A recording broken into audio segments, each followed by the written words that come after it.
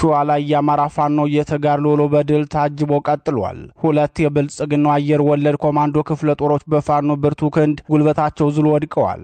ለክፉ ስርዓት ዕድሜ ማራዘም ያልሆንም ያሉት ደግሞ እጃቸውን ለፋኖ በመስጠት ህይወታቸውን ማስቀጠል መርጠዋል። የሰዓቱ ዜናችን በዝርዝር የሚያስደምጣችሁ ቀዳሚ ዜና ነው፣ ተሰሙታላችሁ። ፋኖ ሸዋ ላይ ታላቅ ድል ተቀዳጀም። የአማራ ፋኖ ሸዋ ጠቅላይ ግዛት ህዝብ በሸዋሮቢት ከተማ በፈጸመው የሌሊት የደፈጣ ጥቃት በአገዛዙ ሰራዊት ላይ ከፍተኛ ሰዋዊና ቁሳዊ ኪሳራ ማድረሱን አስታወቀም። በሸዋ ቀጠና ተከታታይና ከፍተኛ ወታደራዊ ትርጉም ያላቸውን ድሎች እየተቀዳጀ የሚገኘው የአማራ ፋኖ ህዝባዊ ድርጅት ሸዋ ጠቅላይ ግዛት ህዝብ በትናንቱ የደፈጣ ጥቃት በርካታ ያገዛዙ ሰራዊትን እየበተነ እንደሚገኝ ለጣና ቴሌቪዥን ባደረሰው ተጋድሎ መረጃ ገልጿል። የእዙ የሚዲያና ኮሚኒኬሽን ክፍል ለጣና ቴሌቪዥን በላከው መረጃ ሸዋ ጠቅላይ ግዛት ህዝብ ከሰሞኑ በብልጽግናው ሰራዊት ላይ ታላቅ ድሎችን ተቀዳጅቷል። ዛሬም በሸዋሮቢት ተደጋጋሚ ድሎችን በመቀዳጀት ስመ መልካም የሆነው ራምቦ ክፍለ ጦር በፈጸመው ታላቅ ጀብዱ የብልጽግናውን 103ኛ አየር ወለድ ኮማንዶ ክፍለ ጦር መበተኑን አስታውቋል።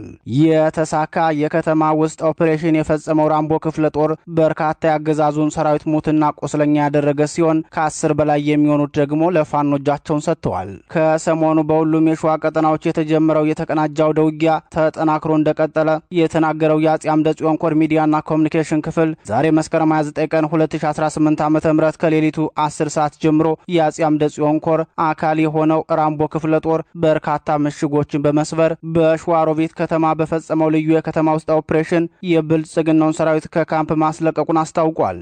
የኮሩ ሚዲያና ኮሚኒኬሽን ክፍል አክሎም በዚህ የሌሊት ኦፕሬሽን በታላቁ አርበኛ ስንታየው ማሞ ስም የተሰየመው ጀግናው ራምቦ ክፍለ ጦር በአገዛዙ አየር ወለድ ኮማንዶ ክፍለ ጦር ላይ በድቅድቅ ጨለማ በሁለት አቅጣጫ ተስበው በመግባት ከሌሊቱ 10 ሰዓት ጀምሮ የተቀናጀ ጥቃት ፈጽሟል።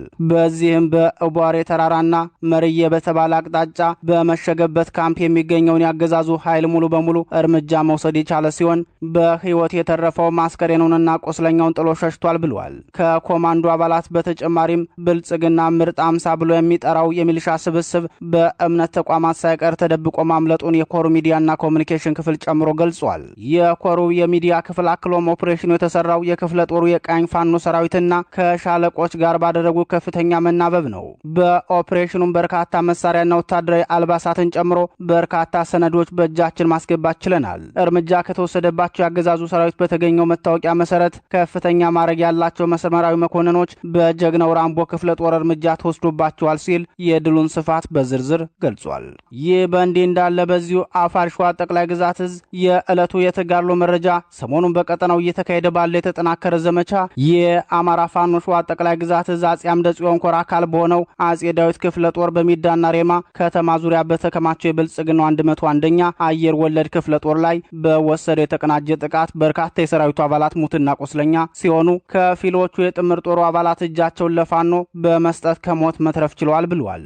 የአማራ ፋኖ ሸዋ ጠቅላይ ግዛት እዝ አጼ አምደ ጽዮን ኮር የህዝብ ግንኙነት ክፍል ኃላፊው አርበኛ በባላዩን ጨምሮ ሌሎች የኮሩና የክፍለ ጦሩ አመራሮች እጃቸውን ለሚሰጡ የአገዛዙ የጥምር ጦር ሰራዊት አባላት አቀባበል እያደረጉላቸው መሆኑን የገለጸው የአጼ አምደ ጽዮን ኮር ሚዲያና ኮሚኒኬሽን ክፍል መራቤት የቀጠና ያገዛዙ የካቢኔ ስብስብ በሰሩት ተከታታይ የሐሰት ፕሮፓጋንዳ ተታለው በአገዛዙ ቤት ሲኖሩ የነበሩ ቁጥራቸው ከ10 በላይ የሆኑ የሚሊሻ አባላት ለአጼ አምደ ጽዮን ኮር አጼ ዳዊት ክፍለ ጦር እጃቸውን መስጠታቸውን ተናግሯል። የኮሩ ሚዲያና ኮሚኒኬሽን ክፍል አክሎም አሁንም ከአገዛዙ ጋር የወገናችሁ የሚሊሻ አድማ ብተና፣ መከላከያ፣ ፖሊስና ካድሬዎች የተሰጣችሁን ወርቃማ ዕድል ተጠቅማችሁ በአስቸኳይ ህዝባችሁን ይቅርታ ጠይቃችሁ ለአማራ ህዝብ ህልውና ሲል አንድያ ነፍሱን እየሰጠ ላለው ለጀግናው ሰራዊታችን በሰላም እጅ መስጠታችሁን እንድትቀጥሉ በድጋሚ የአጼ አምደ ጽዮን ኮር መልእክቱን አስተላልፏል ብሏል።